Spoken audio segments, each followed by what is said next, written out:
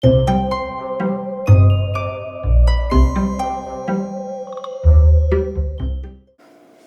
guys, welcome back to another one of my videos. We are doing another horror cake today. I know my previous projects, my previous two videos were mostly based on anime, although they were definitely weird and horrific in their own way. Make sure to check those out. Even if you don't get the reference, I feel like they came out pretty cool and I was pretty proud of them. And I actually made them for a real actual human being that I didn't know, and they ingested it, and so it was kind of a big deal for me. Anyways, I digress. So we chose to do the movie The Shining, and it's now a week after Halloween, which is depressing. And this like super sunny 80-something degree weather is not helping. It just makes me even more uncomfortable. But I wanted to make sure that we did a horror cake, even if it was late. I mean, horror season for me is all year round. So if you're like me, you totally get it. But we wanted to do a classic. The Shining was a movie I first saw as a very little kid. Like, I'm pretty sure it was the first scary movie I ever saw. I didn't see it in full. I just saw I just remember flashes of imagery. And I remember thinking something was very wrong with this movie and I didn't understand it and I was terrified. Gosh. And even when that movie Twister came out, I was a kid then too. Definitely aging myself. There was a scene where they all go to the drive-in theater, I think, and they're playing The Shining. And just seeing that as a kid reverted me back to when I was even younger, and I just felt that weird, terrified feeling again. And so it's definitely an effective film, but it's beautiful. And watching it now older, I just appreciate it so much more. I wanted to recreate at least something from it. And I had a few ideas in mind. The one I landed on was that really weird man in that really creepy weird bear mask in that one bedroom. And I actually did not see him when I was younger. Like, it wasn't until my teens where I saw that scene and it was just like imprinted on my brain. He's super weird, he's really creepy, and he has like a creature mask on. And so that's why I decided to do this cake today. So I hope you guys enjoy watching me make it. Again, please make sure to follow me and let's get started. As usual, starting off with a sketch.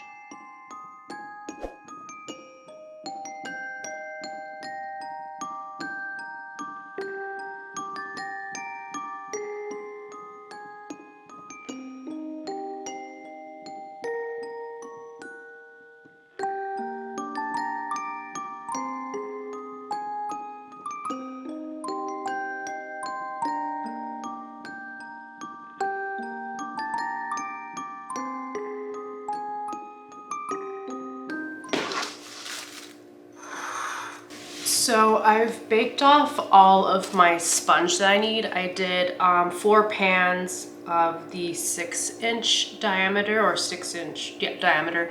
And I also had this frosting in the freezer. When I make frosting, I make huge batches at a time for my own personal projects. Of course, if a customer wants a cake, I'll always make a fresh batch of buttercream or whatever ingredients that I need. So I was thinking about how to make his insides more interesting. Obviously, I want red velvet because, you know, if you cut into a human, it's going to be red because of blood. But I wanted to take it a step further. I've been kind of not thinking about it too hard in my previous cakes, and I just kind of wanted to have fun with it. I was thinking about the movie. What are some of the most iconic scenes? I think the image most people come to mind is when Jack is like using his axe to break down that door. The twins, when I was a little kid, that was a very, I had a very visceral reaction to that. I thought it was really creepy and strange. And then another famous scene would be the elevators opening to that giant, rushing river of blood. So I was like, okay, that sounds like something I could go with. Except it's not like I can make a lava cake out of a layer cake. Or make a giant cylindrical lava cake. It might be possible. I just haven't done my research and I'm just assuming that I can't do it because sometimes I'm a little lazy about those things. So I was just kind of brainstorming other ideas. And I know there's that trend where people cut into cakes and a bunch of candy falls out. But what better time to do silly things than with weird cakes? Okay. And so I thought instead of candy, I'll use a bunch of red sprinkles. I didn't even open this yet. So I'll fill the inside cavity of the cake, like I'll cut out what I don't need so that when I cut into his head, they kind of flow out, or fingers crossed, I'm hoping that's how it works out.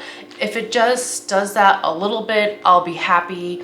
I was thinking about using corn syrup, but was afraid that the syrup would kind of, you know, soak into the cake sponge, which it would most likely do. I could also add it last minute, but really I do want to spend as much time on the outside decoration as much as possible. So yeah, this is a new experiment. I'm excited, a little nervous, but let's go ahead and try. I realized the cleanest way to be able to cut a hole in these is a cookie cutter, which I don't have, but I do have this ring from a mason jar, and maybe I could like try to stencil it out with a knife, I think.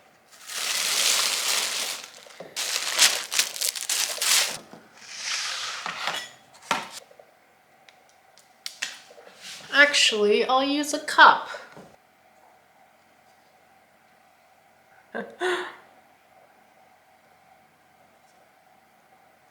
Look at that. Pretty good. So I still have a little bit left in there. It wasn't a clean break, which is fine. You could just use a spoon to scoop that out. But it reminds me of that trend where people like have a full cake and they get wine glasses and kind of smush their own portions out of it, and nothing makes my insides curl up and want to die. Like, all power to you, there's nothing wrong with that. It just seems wrong to me for some reason. I feel like I have this weird physical reaction seeing that. And I will not be crumb coating the insides. I want that to not have any sprinkles stuck to it, obviously. But I'll just frost around the edges, but of course, I'll make sure to cut out the holes in all the other cake sponges before I do that.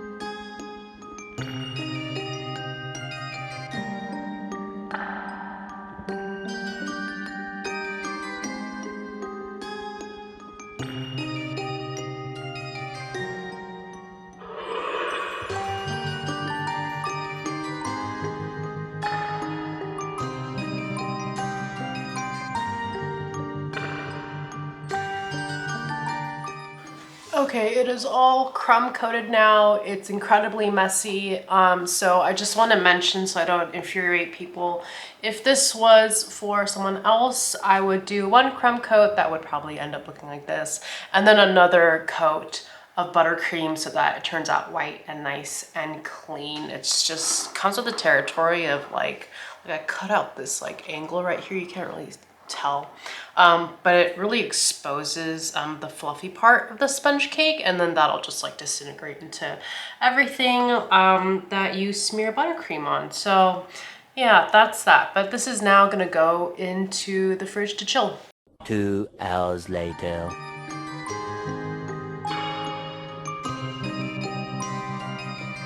Just took the cake out of the fridge. The frosting's all cold and set, and then I made a giant batch of both brown and yellow.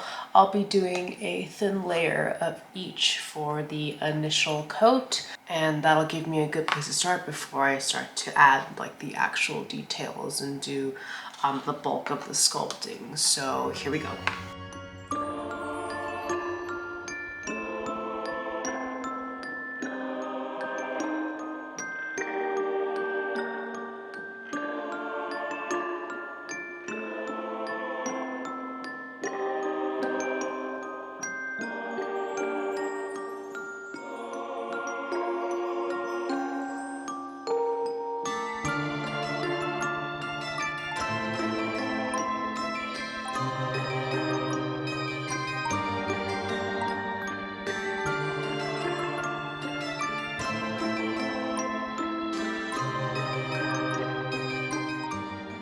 And here is where I got so far. This is a trust the process moment. And I realized I should be rolling out modeling chocolate like I did for my Ray Ayanami cake. If you haven't seen that video, please check it out. But I'm not too worried because it's gonna get covered in detail, but it probably cut down on time.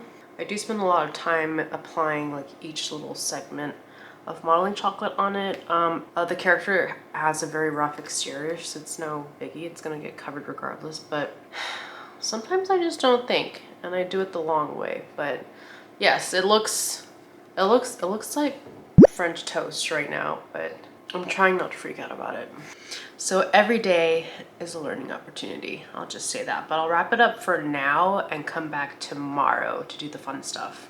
Today's the next day, you can tell by the light, and I'm also wearing a sweater because it is cold in this house. It's actually 85 degrees today, but we've had really cold nights. So what I like to do is trap all that cold air in the house and just kind of deal with it until it hits nighttime, because we can just like coast on that cool air, if that makes any sense. Anyways, today is the day where I start adding on the actual details, and I just wanted to jump in and say that this is the part where I feel the most disheartened, like not even nervous, just disheartened, which sounds really dramatic and depressing.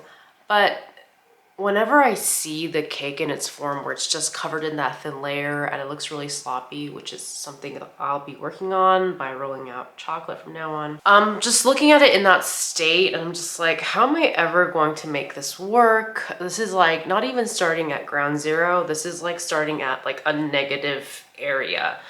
And I just get really caught up in those thoughts. The best way I can just attack it every time is just to blindly go for it. Like not even think twice, just like, let's just start slapping modeling chocolate on, and pretty soon it gets to a place where I feel less awful. All right, enough talk, let's get started.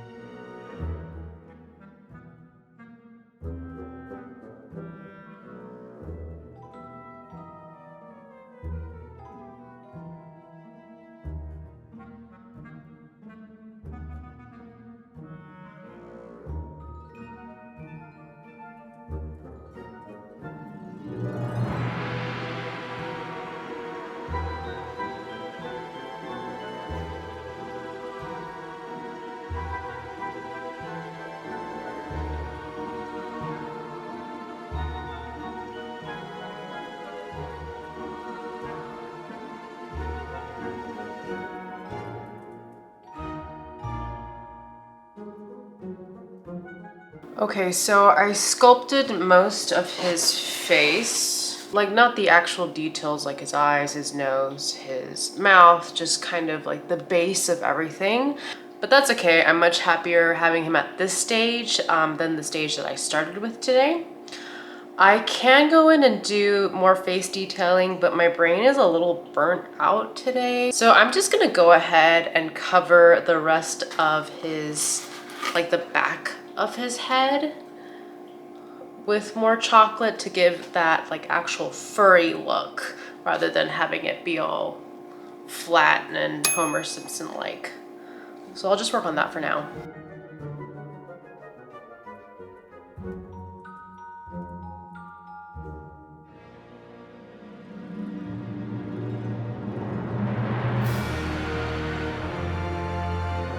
Okay, so it's all covered now, and you can see I started to actually texturize it a bit, but it's somewhat less cylindrical, right? I didn't want to worry too much about it. I do want to make sure that I don't put on too much modeling chocolate because then it'll be just hard to cut through. And so now I'm just going to go over and texturize the whole guy so it looks a little bit more like fur.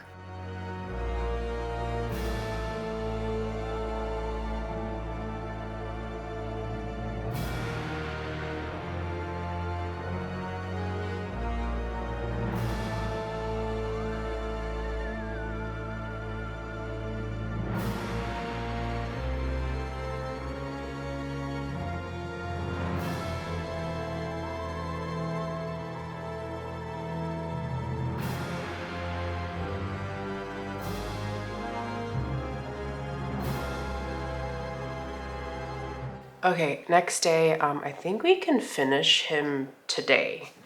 Hopefully. I just started to... My cat. Jelly. Stop scratching that. Anyway, so I just jumped in on kind of preparing all of my modeling chocolate for the rest of the details. The ears, the eyes, the nose and mouth. And here is that prepared modeling chocolate. Prepared as in I kneaded it again so that it's softer and more pliable and easier to work with. First part I'm gonna work on is the ears because they're the least fun and I like to get the least fun stuff out of the way.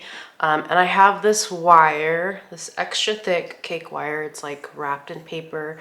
I had bought this for my Mojito domain expansion dessert sculpture. If you haven't seen that video, that was my previous one.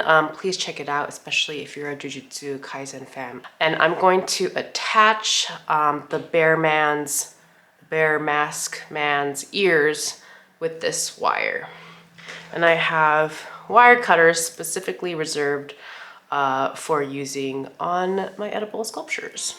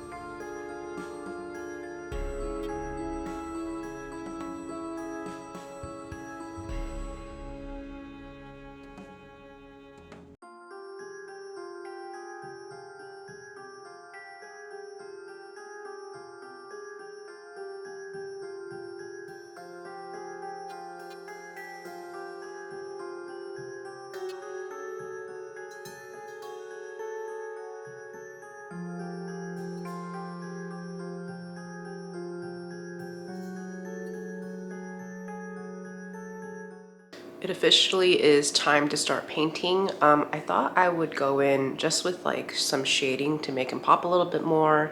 And because he's mostly yellow and brown, I think I'm gonna stick to mostly brown food coloring paint for that effect. I don't actually have brown food coloring, but I looked it up, and if you have red, yellow, and blue, the primary colors, they should come out as brown. So fingers crossed that works. We'll see, but we'll try to run with this.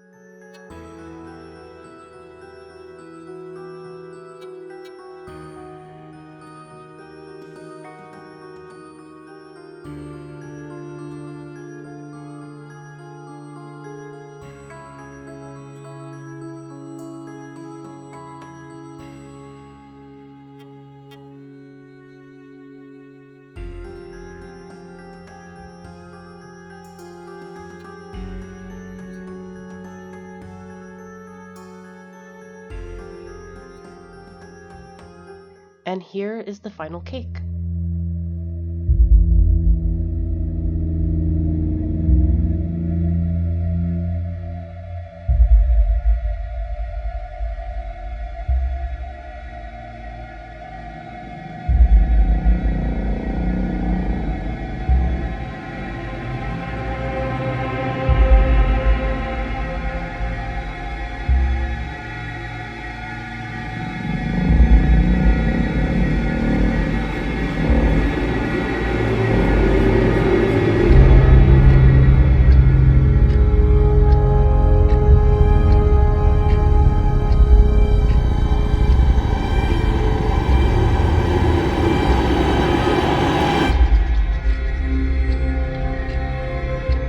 A little messier than I would have hoped. It doesn't come out nice and clean and pretty like it does on other people's videos and TikToks, but I tried and oh, look, it's still like sort of coming out.